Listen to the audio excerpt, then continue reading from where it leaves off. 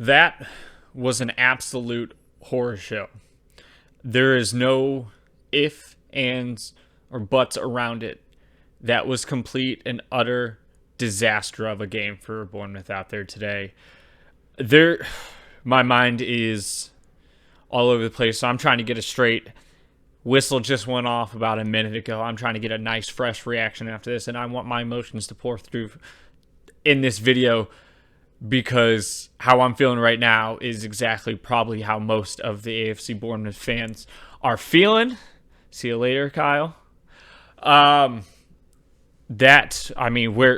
started off slow again. Like it's repeat every single game. That seems like the common theme. We're starting off slow and just pounding in long balls after long balls and not being able to break down the defense, which we should know by now. Us fans see it on the TV screen that the opposing team are sitting back and waiting for the ball to come into the half and in our side of the field, because right now they're letting us pass between our center backs. That we're just the back three, they're just passing back, and the opposing team is just happy to sit back and let them have the ball. And when they do get that ball up towards the middle field, it is immediately the other opposing team swarms them and applies so much pressure, and it leads to so many turnovers and interceptions and just loose balls. It's a growing frustration that we're seeing week after week after week. And you have to be asking, what can we do to change up things? You see when we play it out wide on the right side, I've said this numerous times now, that on the right side, it's isolated, that the wingbacks are not pushing up farther enough, and the wingers kind of left by themselves over there. And the midfield and the strikers are at the halfway line of the field. And they're so separated, and there's no structure to what they're trying to do on offense, because you see a lot of the left wingers coming over to the right side or whatever. You see the right winger going all the way to the left side, and it leaves giant holes in this, or there's so much space in the midfield that it allows the opposing team to swarm them on the sides, and they have no plan B to when they're like that. They have no exit strategy to get that ball away from the outside to the wingers back into the central part to even make something. They're just being swarmed and overrun out there. I feel like almost every single fan has been crying out for 3 at the midfield, because that way we can break down the opposing defense a lot better, and we can work in those short passes so we're not just seeing long ball after long ball after long ball, because so many of those long balls today just went to nowhere. There was no one there. The communication, the tactics, were all off today, and they've been off for the last couple of days. We haven't scored more than a goal since Coventry, and we've only scored more than one goal twice in the 11 or so games we've played so far this year. That's not the Bournemouth we know and love. We're an offensive team, or at least we have been over the past decade, and we're just not that. There's no build-up play. There's no nothing. And not once probably during the game. There's maybe 1 or 2 chances when you're really on the edge of your seat thinking that we could possibly have a goal there. There was no real threats from our end. And you saw in the first half, Wednesday had a lot of threats, and they should have had 2, possibly 3 goals in that first half. Steve Cook had an amazing block off that one shot, which absolutely should have been a goal, but once again, Steve Cook bails us out with good saves. I thought his red card was a little bit soft. Penalty, yes, but a red card, absolutely not in my mind. I think that should have been just a yellow. I think a red card was absolutely a little harsh on this. But you saw the players out there being frustrated throughout the game, yelling at each other. And in my personal opinion, that comes back down to coaching. It doesn't feel, at least from my end, that there's an organized plan of attack. There's no organization to their side. It's kind of, like I've said before, players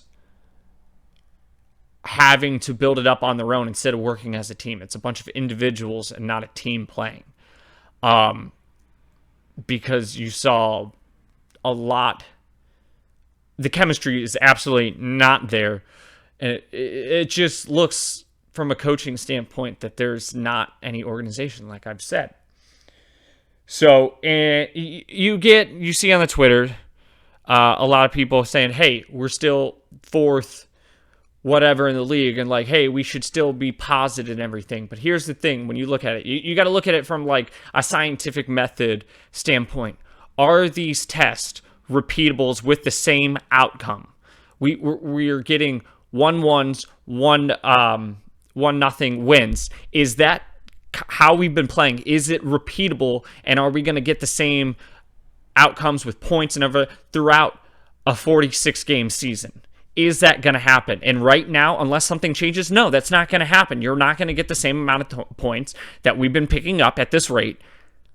And we're going to drop a lot of points throughout the season if a change does not happen. That's just how you have to look at it. And it's at a critical point for Jason Tindall. You see the glaring holes, or at least I hope he sees the glaring holes, the fundamentals that we've been lacking, the cohesiveness that's been lacking out there. How are we going to change that moving forward? Personally, I'm very curious to see how Tindall goes about this and just to see what his reaction to this game is, because I hope there is a tactical change. I hope that they get on the training pitch and they work on actually working as a team and trying to be one cohesive unit out there, because right now, this is some of the worst Bournemouth football I have seen in my years of fandom. Like, there is, yes, we picked up points, like I said, but it's this overall, the quality of football that is being played out there is not good. We've had a lot of luck handed to us in the beginning part of the season right here. So, like, a lot of scrappy plays that have just gone our way because we do have that edge in talent for now.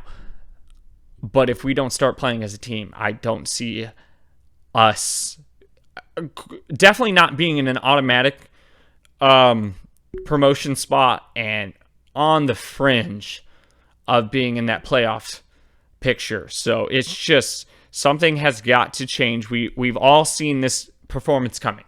Like, yes, we've been unbeaten, but the quality of draws and the quality of wins outside of that Coventry match have not been good.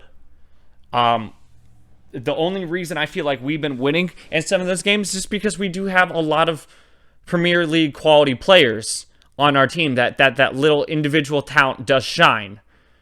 But we're going against teams that are gritty, that want to play as a collective unit, and are coached. They're drilled in the shape, because in this league, you have to be.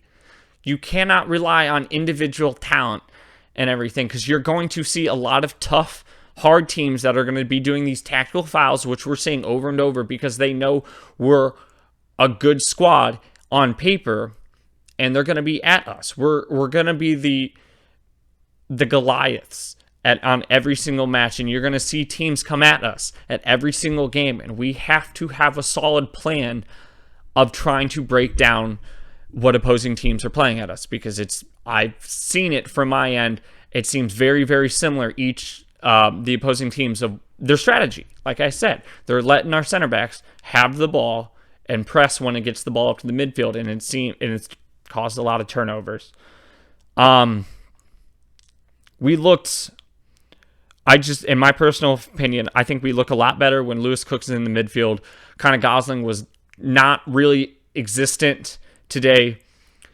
Lerma started off very poor. I would attribute that to rest and coming back for an injury, but as the game went on more and more, he started to play more like himself. But David Brooks, it felt like when he was shifted to the inside, started playing a little bit better. I like him at that 10 role. I know not everyone is split on where he should play and everything, but my personal opinion is a 4-3-3. That's my preferred position, with him playing in that playmaker 10 spot, with having either Roro or Stan out on the side. I know Stan's had a poor season, but Stan can be a quality player when you look at the ending of the Premier League earlier this year, and then either having, say, Danjuma out on the left, or King, or Solanke up top.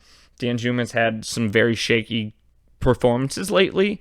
It almost feels like he's putting so much pressure on himself and he's trying to do too much.